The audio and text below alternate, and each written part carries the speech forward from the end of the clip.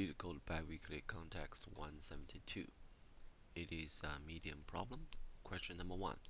Minimum number of operations to have distinct elements.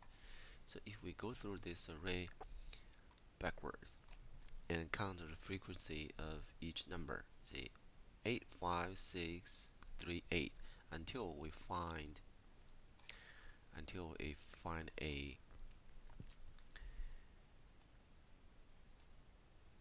pair, which means this is the second time that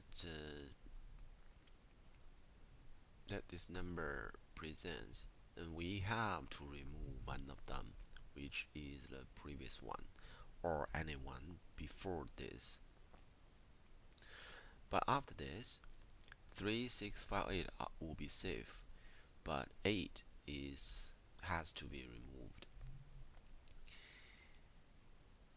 With this index of this number 8, we would know that at least we have to remove the first 2 from this array, and 2 divided by 3 will be 1.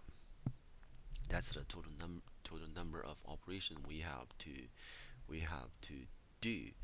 But the key point is count the frequency of each number. The second thing is backwards. The reason we are doing it backwards instead of forwards is because we want to find out the